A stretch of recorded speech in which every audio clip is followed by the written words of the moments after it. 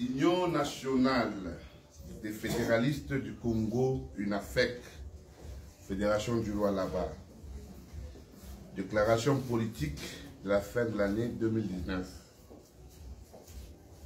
Et en même temps, message de vœux.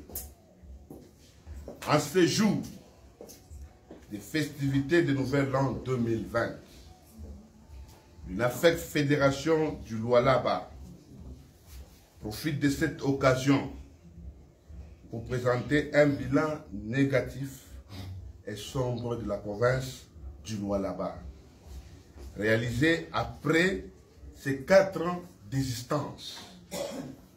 L'UNAFEC Fédération du Lualaba constate avec regret et amertume ce qui suit. 1. Après le découpage territorial de la République démocratique du Congo en 26 provinces en 2015, seule la province du Lualaba a eu la malchance d'avoir à sa tête un mauvais gouverneur. Parmi les 26,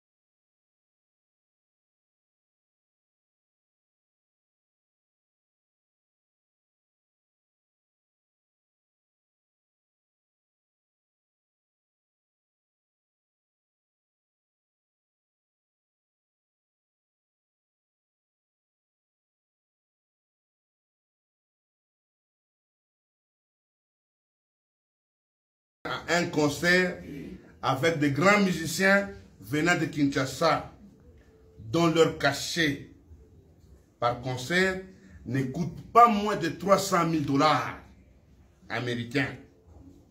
L'argent du pauvre contribuable enfant du Lualaba. Nous citons par exemple Werason, Fali Ipupa, Kofi Olomide, Moïse Mbiye, Inos Bi, Nyokalongo, etc. En d'autres termes, le Lualaba est semblable à l'époque, est semblable à l'Empire romain, l'époque où les dirigeants avaient échoué de donner de l'emploi aux jeunes, une bonne éducation aux enfants, de la nourriture à la population. Ils ont préféré construire des salles de jeux, organiser des concerts, de différentes disciplines sportives pour distraire la population afin qu'elle ne s'intéresse pas à l'essentiel de leur survie. 4.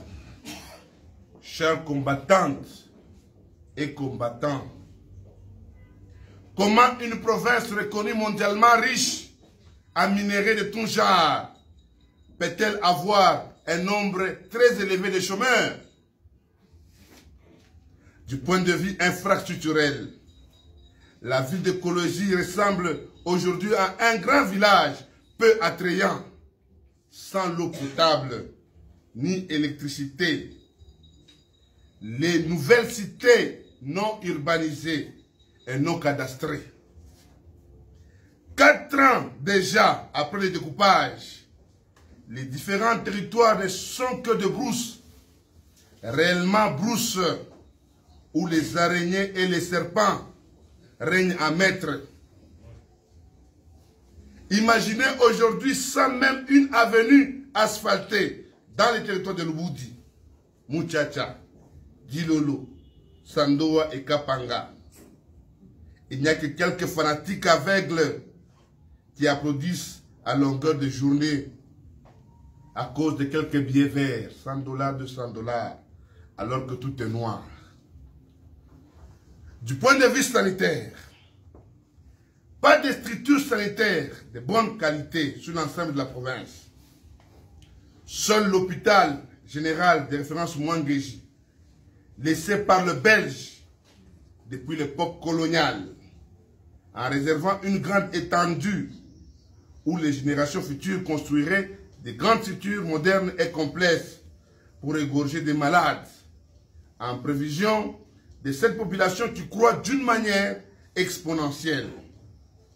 Mais chose grave, notre brillant gouverneur, sans âme et amour de sa population, procède à une vente illégale au prix opaque de 1,080 000 $ pour 2 hectares selon lui et 1,300 000 $ américains pour 1 hectare selon son ministre de Santé.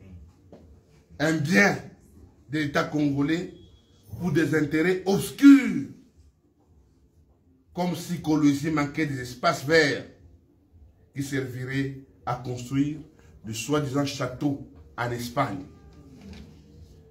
Face à cette aventure de mauvais goût, l'UNAFEC Lualaba lance un message de sensibilisation pour la marche qu'elle va organiser à ce sujet au courant du mois de février et demande à toute la population d'écologie choquée par cette vente illicite de participer massivement. Du point de vue sécuritaire, chers combattantes et combattants, comment peut-on tuer un commandant de la police, un haut gradé de la police au quartier Kabila, quelles que soient les raisons? Nous citons Satingongo, dans une nuit, comme c'était dans un film de Far West, par les bandits armés, alors que nous avons un ministre de l'Intérieur. Jusque-là, il ne dit absolument rien. Un silence de cimetière, pas de suite à ces dossiers. Que dire de nous, paisibles citoyens? 5. Aujourd'hui, fin de l'année 2019, moi, mon Amoubonde René, en tant que leader d'un grand parti politique, que je cite UNAFEC, je demande comment est-ce que cette population va-t-elle célébrer la fête de Saint-Sylvestre, sachant que l'aliment de base de la population de Kolwezi est la farine. Un sac de 25 kilos de farine de maïs coûte plus de 26 $ américains, équivalent à 43 000 francs. Alors que cette population, en majorité, a un revenu faible, dont la plupart n'a même pas un emploi. Ce qui est pire encore, le gouverneur et son équipe ne font absolument rien, pas même un geste face à cette situation. Il observe avec un œil anesthésiant. C'est pourquoi je lance un message sous forme d'alerte à tous nos combattantes et combattants de la ville minière de Kolwezi en particulier et de la province du Lualaba en général, et toute la population, surtout aux esprits éveillés de la province, de nous joindre à l'UNAFEC afin de s'unir tous ensemble autour de notre leader charismatique, je cite Antoine Gabriel Tiongwa Koumanza, pour mettre fin une fois pour toutes à ces aventures politiques et empêcher ceux du FCC et leurs chefs qui ont très mal géré le pays de ne plus retourner au pouvoir en 2023. Je termine mon message en lançant un message de vœux, de prospérité, de bonheur, de longévité et de succès pour l'année 2020. À son Excellence, Monsieur le Président de la République, chef de l'État, Félix Antoine Tshisekedi Tshilombo, à l'honorable Président national Antoine Gabriel Kyungwa Kumwaza, Baba, le patriarche, à tous les combattants et combattantes de l'UNAFEC en général, et ceux de la province du Lualaba en particulier.